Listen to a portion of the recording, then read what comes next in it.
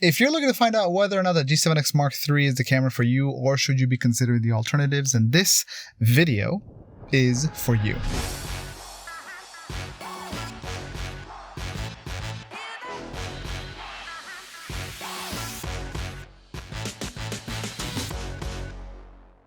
Whew, welcome to Houston. It is hot in here. I'm in my car. I turned off the AC just so I can get the most premium audio quality. But anyway, if this is your first time here, this channel is intended towards helping people unlock their creativity and make their ideas real, specifically through the use of multimedia and video. If that sounds like something that would be of value to you, go ahead and hit that subscribe button. If not, then best of luck to you. I hope you success. I hope you success. I hope you have success. The best of success. Anyway, so this video is all about reviewing G7X Mark III. This is a stand-in for the camera. This is not the actual G7X. I forgot my mic. I set up everything in the car to get some peace and quiet to do this video. I've been meaning to do this video for a little while, although it's been well over 6 months since I had initially purchased the G7X Mark III. 6-month review, not only what I liked about it, but why I sold the G7X Mark III. And let's start with the basics, right? So basic number one is, whom is the G7X Mark III intended for? It's a pocket camera, right? Again, this is a stand-in, right? This is a USM of almost exactly the same size as the G7X Mark III. You would turn it on and the lens simply pops out. So I got the camera in September or October, can't remember exactly, but I sold it. And the reason is the following. First, let me tell you what I enjoyed, what I really appreciated about the camera. The first thing that I appreciated very much was the fact that it was small. Okay, I could put it in my bag. I could put it in my pocket, but it was a little too clunky or chunky to be in my pocket. But I could throw it in my bag, and I would almost always have it with me. The other thing that I also appreciated was the fact that it was easy to use. The features, like whether it was 4K or it was things like the video time-lapse features, the photos that it took from that were wonderful. Really good photo camera. Now, the issue that came into play was the original intention for why I purchased it, which was for video. Now, there are a lot of features in that I really, I guess, didn't need to take advantage of, like live streaming to YouTube, which actually, considering now that we're in COVID, it would probably come in be a little bit more valuable. As well as if you were to take the camera and you were to turn it vertically, then it would also record the video vertically. So like, that was an interesting feature, especially if you're trying to create content for social or Instagram. All of that was kind of like, really nice features about it. The thing that came into play was my ability to focus with the camera just kind of got frustrating after a little bit. Now, I've had manual focus for the longest time. In fact, this right here, you want to take a guess what camera this is? Bam! It's going to be a little bit of a slow focus, and then after that, bring it back. You want to take a guess at what this camera is? Now, I haven't done any settings for this, but the wonderful thing about this camera, it's a rental. If you've been watching my videos, you know exactly what camera this is. What I wanted to do was I wanted to be able to control the focus manually. Now, the ability to control the focus had to do with using the D-pad that was on the back of the camera, and you basically press the appropriate up and down button, and that's how you would manually control the focus. Now, my issue initially was like, well, okay, fine, I want to be able to manually control the focus, and I enjoyed turning that, being able to turn the focus ring on any lens. But the only way I could get the camera to unlock that feature or give me the ability to focus in terms of turning the ring, is if I went into custom mode, which is more photocentric than it was video-centric, which in itself became a non-starter for me.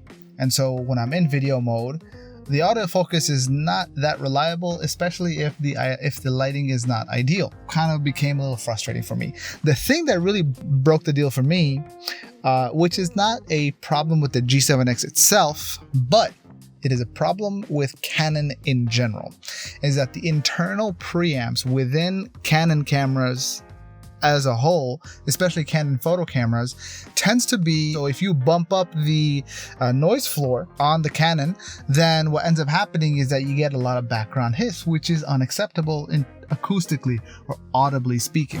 I'm recording to a mic that's directly plugged into the camera. Oh, I didn't know. Yeah. I've tried to find a way around it. I got the Rode Wireless Go, which I should have been recording with in this video, but I forgot it, and I wasn't gonna go back and get it, so I'm recording the audio on my cell phone right now. And so, but the Rode Wireless Go, even though I boosted it, it would still give me a lot of that noise floor was still there. My challenge with the Rode Wireless with this camera is that when I plug it in and I try to plug it, it recognizes it. It's just the space. If there's a millimeter more space, like, because the thing doesn't have a hot shoe. Yeah. Right? Now, this is from U-Rig. I'm going to get one from Small Rig. They have a mount at the bottom. Then I got the Deity D3 Pro, I think that's what it's called. The shotgun mic. Wonderful mic. Excellent for vlogging. How are you? Bilal has some fantastic news. He's got a new addition to the family. I got a baby. He's got a baby boy, aka a rolling partner. That's what Bilal calls him. Exactly. A rolling partner. But the thing is bigger than the camera, right? And so it's just like, well, this just defeats the purpose of it being pocketable. Now, the perk of the Deity microphone, or Deity, depending on where you're from, is that you can plug it in and there's a amplifier volume control on the microphone itself. So you can turn the volume all the way down on the camera itself in terms of its recording ability. Then you can turn up the volume on the microphone, and so you get relatively clean audio, which is fantastic. The other thing was that the battery life, but that's generally the case on small cameras anyway, the battery life tends to suck, usually between about 30 minutes or so. Canon, when they're advertising the G7X Mark III, one of the things that they kind of point out, well, one, it's a great upgrade if you're going from recording video on a smartphone. So that's one. The second is if you're looking for live streaming services on YouTube. The third is if you're looking to do vertical video, so from here to here. Also, it's good in terms of size. It literally fits within the palm of your hand. Great photos, 20 megapixels, 4K recording, albeit it shuts down after 10 minutes. And at the same time, it'll overheat too. It won't give you that problem if you're in 1080p. You have the external microphone input, which is a huge perk. And the other thing that's also really versatile is that the built-in lens that the camera has, that built-in lens is a 24 to 105, although 24 to 70 is the regular, and then the additional 105 is a digital zoom. Which is great, and so it really makes it a versatile camera in terms of your ability to where you're going to use it, and it's all pocketable. Additionally, one of the things that I really loved was the fact that the internal ND was fantastic. It came in clutch so many times. The compact size of it, you can just pick it up, throw it in my pocket. Microphone input, 4K, time lapse.